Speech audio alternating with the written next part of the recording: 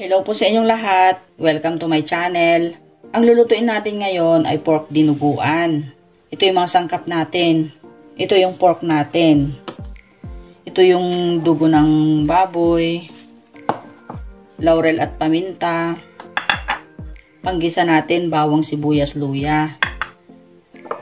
At kailangan natin ng vinegar. Gagamit tayo maglalagay ako ng ceiling green. At bukod dito, gagamit tayo ng tubig at asin. So, hiwain muna natin yung pork.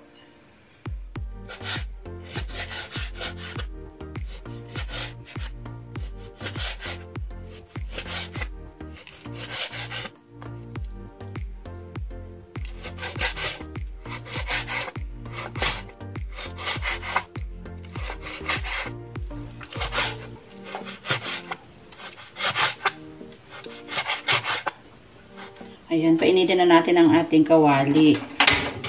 Una natin ilagay yung may taba-taba para matanggal yung mga ibang mantika niya. Ayan. Kaya hindi na natin kailangan gumamit ng mantika.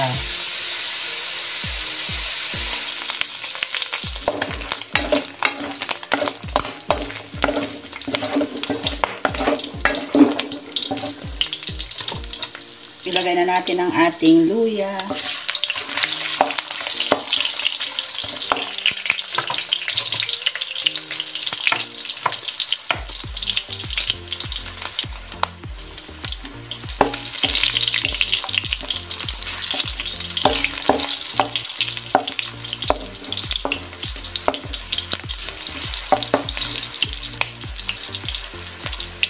At bawang. Sibuyas.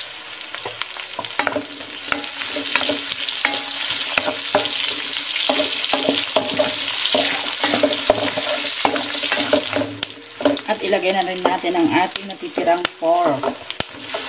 Kasi inuna natin yung taba. Ito yung laman, pero may taba-taba pa rin siya.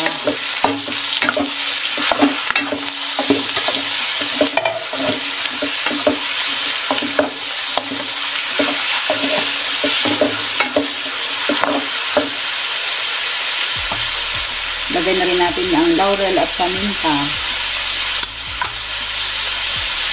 At maglalagay na tayo ng asin. Ayan, haluin natin.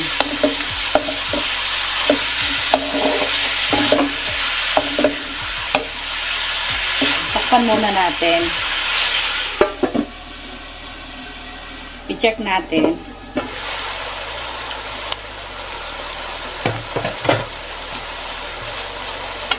Haluin natin siya.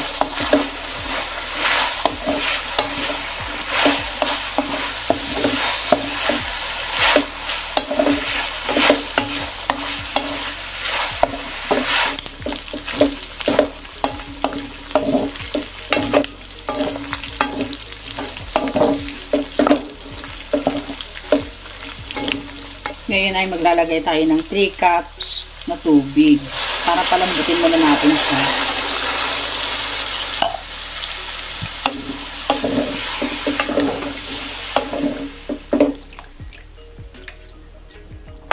So, pakuluan lang natin. Palambutin muna natin bago natin ilagay ang dugo.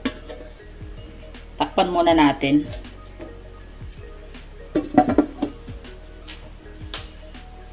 I-check na natin.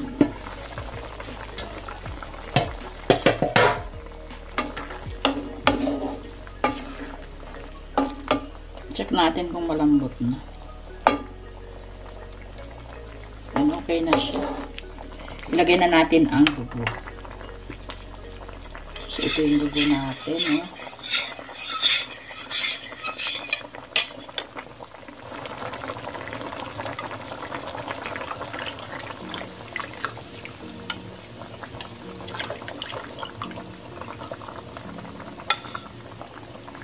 Mamaya natin siya haluin kasi yung dugo kanina hinaluan ko na ng suka.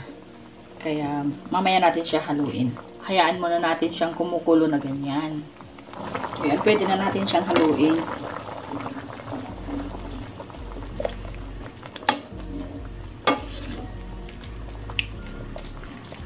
Dito sa amin, pag humingi ka ng dugo sa palengke, yung sa pinagbilhan mo mismo, napakaganda yung dugo nila kasi may nilalagay na silang suka.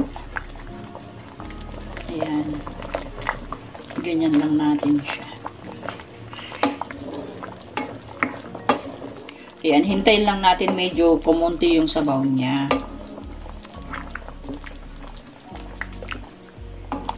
Ang bango ng ating dinuguan.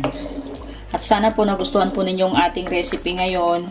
Sa mga bago pa lang sa ating channel, please subscribe, like and share na rin po kayo.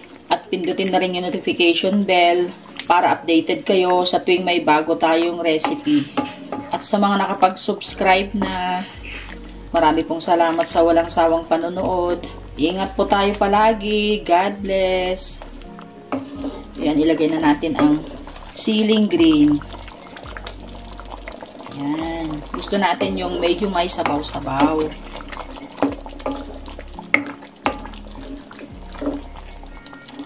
Ayan siya. Kasi meron tayong binili kanina na puto. Wow!